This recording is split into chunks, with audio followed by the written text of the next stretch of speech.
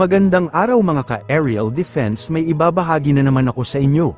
Dahil ngayong araw na ito ay may pag-uusapan tayo tungkol sa depensa, Chinese Embassy, galit na galit dahil sa ginawa ng Amerika.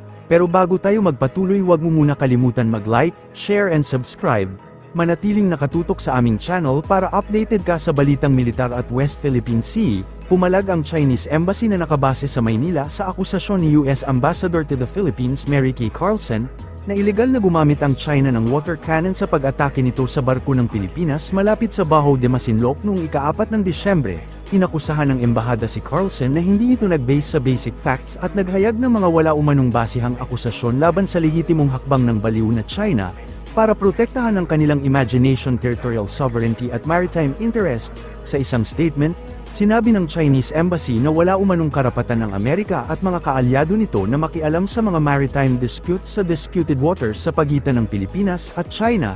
Kaugnay nito, hinimok ng embahada ang nasabing mga bansa na respetuhin ang territorial sovereignty, maritime rights at interests ng China sa pinagtatalunang karagatan, itigil ang paghahasik ng alitan at pagpapasidhi pa dito at itigil na aniya ang paggugulo para sa kapayapaan at stability sa disputed waters. Kung makapagsabi ang China ng peace ang dala nila sa West Philippine Sea ay akala mo sila ang binubuli, samantala sila naman ang nangbubuli at gumagamit ng ilegal na puwersa laban sa Pilipinas.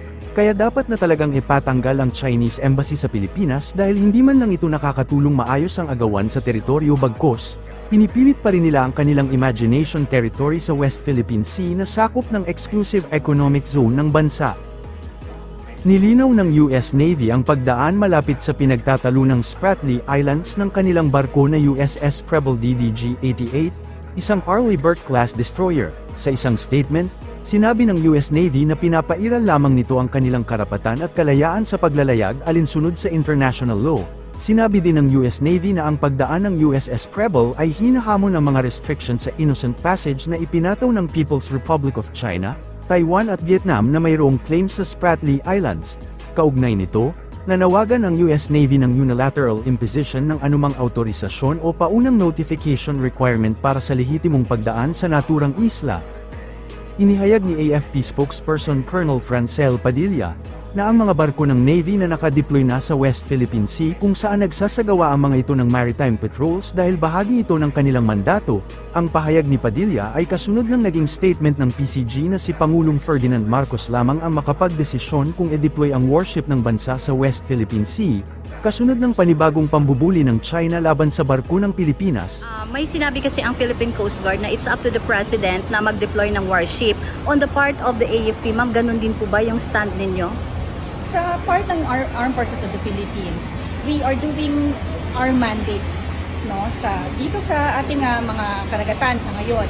Continuous yan yung ating pag-deploy ng ating mga Navy vessels and of course our aircraft ng Armed Forces of the Philippines, ng Philippine Air Force for maritime patrols. So ito naman every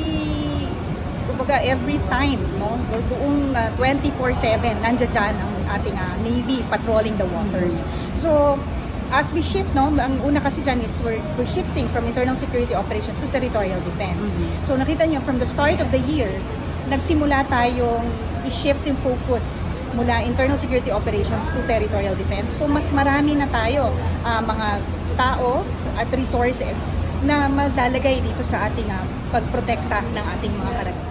Hindi na kailangan mag-deploy pa ng mga Navy vessels sa West Philippine Sea.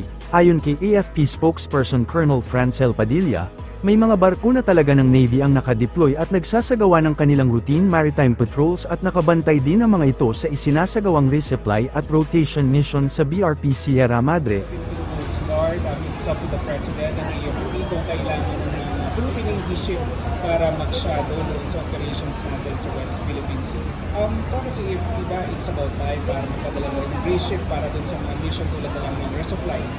Ang ating gray ships is always there. As I said, no, yung ating gray ships nga continuously being deployed on a regular basis. So nandyan siya talaga. We are conducting the maritime patrols. These are AFP activities, no?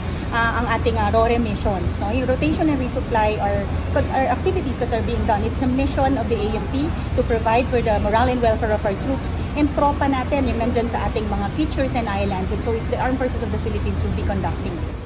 Asahan naman ang pagpapalakas pa sa kapasidad ng Armed Forces of the Philippines ngayong aprobado na ang 50 billion pesos na budget ng AFP para sa kanilang modernization program sa ilalim ng Horizon 3, ayon kay AFP spokesperson Colonel Francel Padilla, na ang mga nasabing kagamitan ay nakapokus sa pagpapaigting kanilang mga kagamitan partikular sa maritime and aerial assets at cyber security.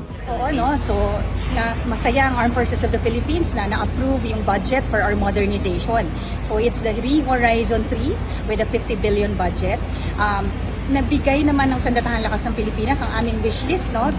Accordingly to the Department of National Defense. So we know that the DND is supporting us in our modernization projects. This will be more heavily on maritime assets, aerial assets, and our cyber security, no? For our command and control, our C4I Star projects, yung ating mga radars, and all systems that will really modernize our capability to detect and deter attacks to the country. How so much? Para dyan is maprotektahan natin ang soberenya ng ating bansa. How much po yung budget na inilaan ng Armed Forces of the Philippines for that for that Ang project? nakalagay dun sa budget natin is 50 billion, but of course we'll wait for kung anong maging final na kalabasan nito pagdaan sa normal process.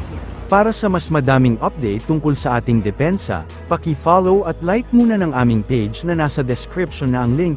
Huwag mo na rin kalimutan mag-like, share and subscribe.